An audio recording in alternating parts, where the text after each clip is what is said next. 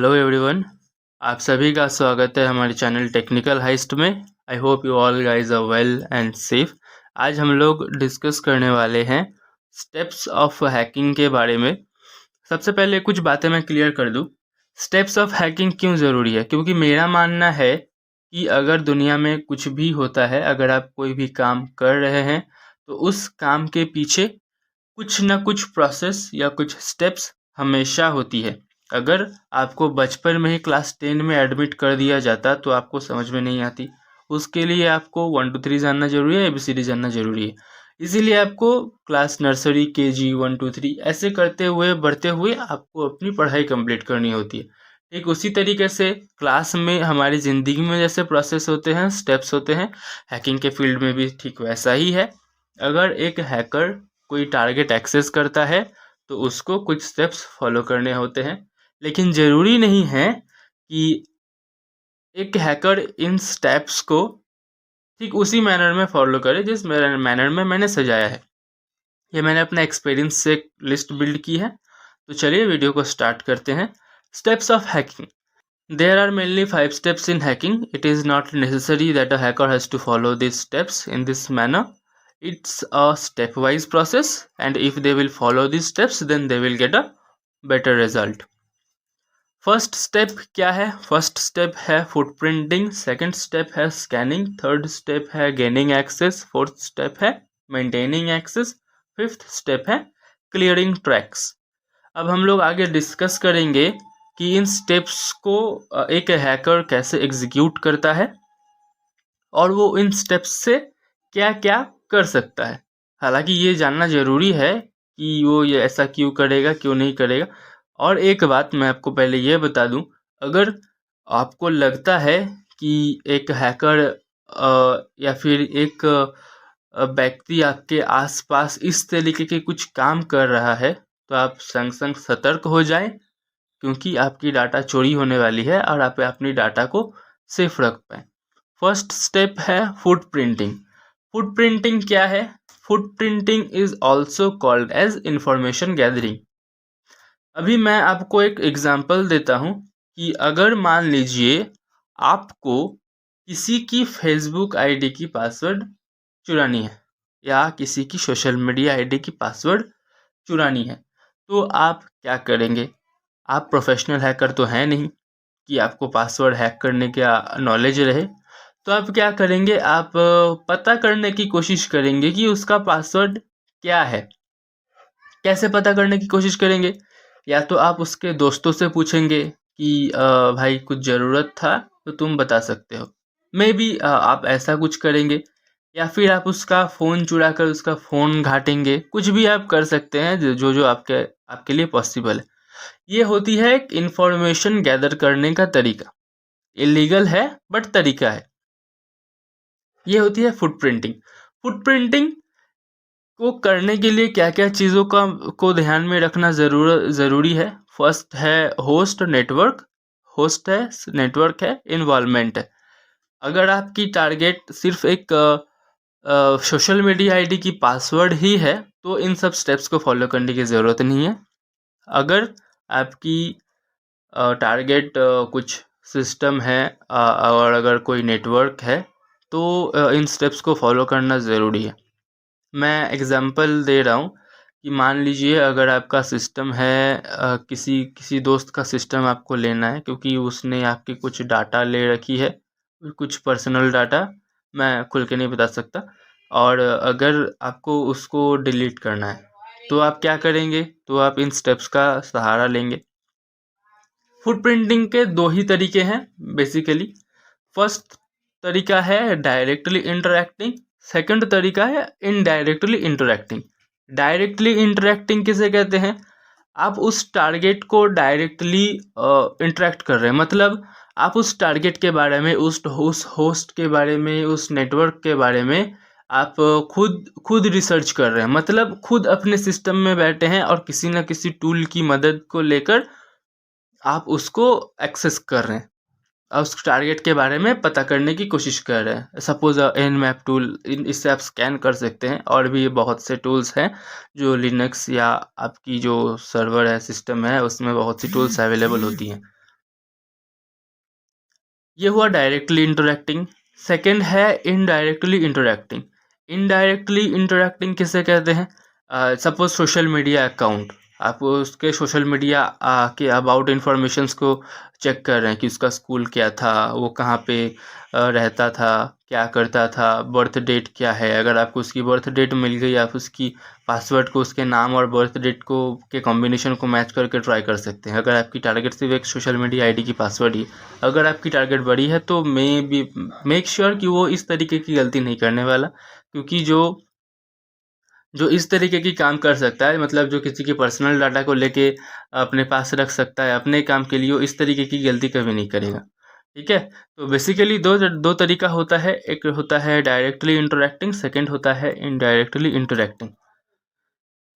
Next step है scanning.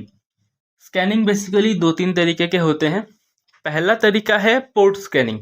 Port scanning क्यों करना होता है? देखिए, फर्स्ट ऑफ ऑल आज दुनिया बहुत एडवांस हो चुकी है, बहुत से टेक्निक्स आ चुके हैं अभी के समय में।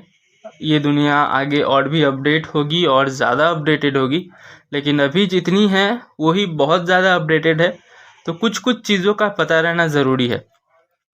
कैसे पता करेंगे? पहले अगर आपका टारगेट कोई सिस्टम है तो आपको पहले पोर्ट स्कैनिंग करना है। पोर्ट स्कैनिंग क्या होता है? This phase involve scanning the target for the information like open ports, live system, various services running on this host. अगर आपका टारगेट कोई सिस्टम है तो उस सिस्टम में पोर्ट्स होते हैं। आपको क्या करना पड़ेगा? उस सिस्टम के पोर्ट को स्कैन करना पड़ेगा। क्या क्या चेक करना पड़ेगा कि उस सिस्टम में ओपन पोर्ट्स, क्लोजेस पोर्ट्स क्या क्या है, क्या नहीं है। ठीक है, वो लाइव सिस्टम कहाँ कहाँ से कनेक्टेड है, कौन से राउटर से, कौन से नेटवर्क से, कहाँ कहाँ से कनेक्टेड है। वेरियस सर्विसेज, मतलब क्या क्या उस सिस्टम में चल रहा है अभी। आपको इन सब चीज़ों का ध्यान रखना पड़ेगा पोर्ट स्कैनिंग करते वक्त। सेकंड है वल्नरेबिलिटी स्कैनिंग। वल्नरेबल कैसे पता चलेगा आपको कि वो सिस्टम वल्नरेबल है?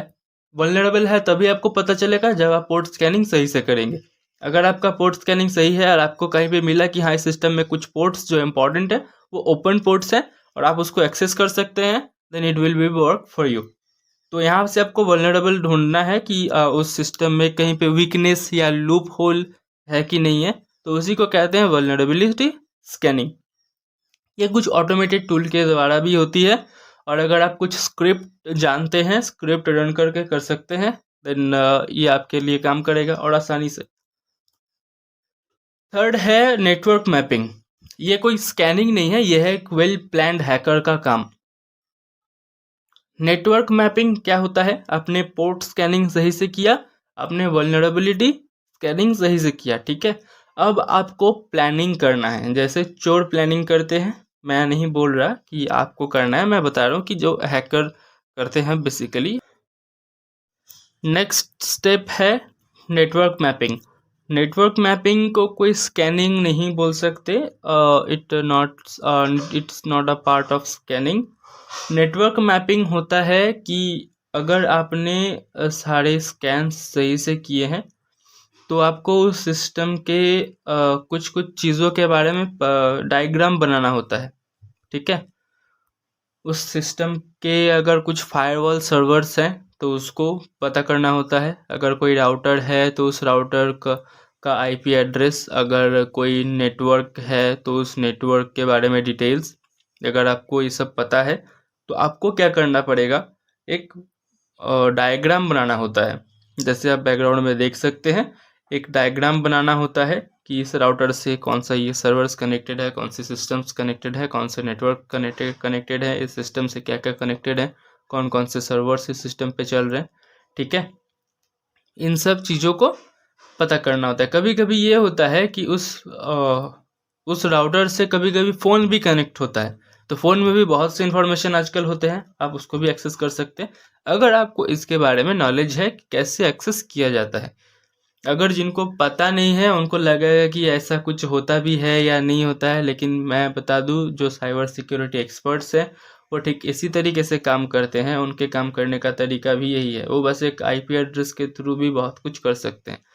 तो IP address it's totally secret चीज़ है कि अगर आप उस आईपी एड्रेस को शेयर करते हैं, अगर आप शेयर नहीं भी करते तो हैकर्स के पास बहुत से तरीके की हैं कि वो आईपी एड्रेस को पता कर सकते हैं।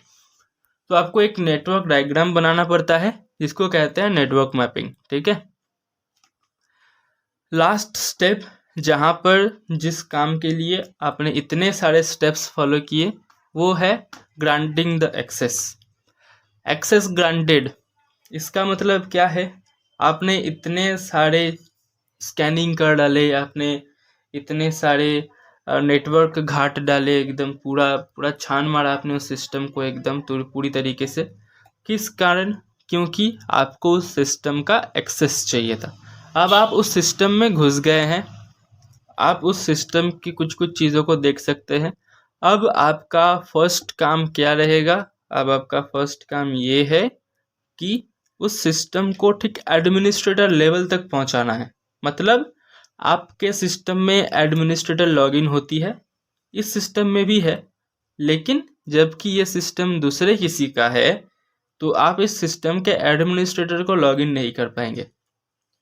तो आपको उस सिस्टम के एडमिनिस्ट्रेटर लॉगिन को ठीक करना है ताकि उस सिस्टम में कुछ प्रोग्राम्स रन कर पाएँ, आप कुछ सॉफ्टवेयर इंस्टॉल कर पाएँ जिसकी ज़रूरत पड़ सकती है इन फ्यूचर एक्सेस मेंटेन करने के लिए, ठीक है। लास्ट स्टेप ये था।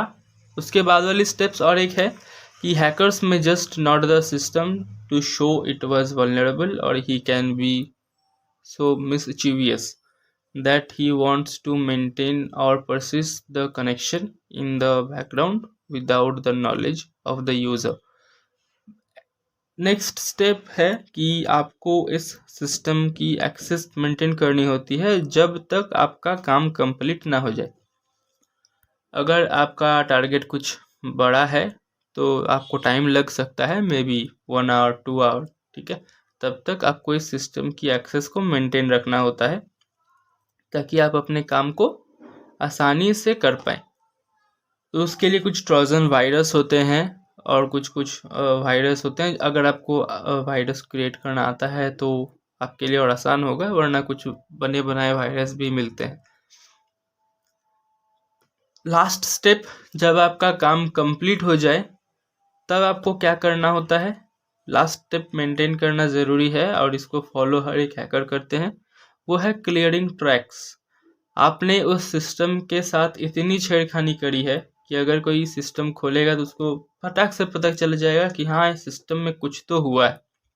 और आप जब तक उस सिस्टम के एक्सेस को मेंटेन कर रहे हैं तब तक आपने कुछ उसमें इंस्टॉल कर रखा होगा या कुछ प्रोग्राम रन करके रखे होंगे, तो उसको क्लियर करना ज़रूरी है ताकि अटैकर पता ना चलने दे अपने टारगेट को कि हाँ, उसके सिस्टम में कुछ हुआ है या उसका सिस्टम हैक हुआ है। तो बस आज के लिए इतना ही था। हम आगे डिस्कस करेंगे और भी बहुत सी चीज़ों के बारे में और आपको बताते रहूँगा। अगर आपको कुछ जानना है, कुछ टॉपिक पर अगर आपको डिस्कस करनी है, आप कमेंट कर सकते हैं, ठीक है। हम लोग मिलते हैं।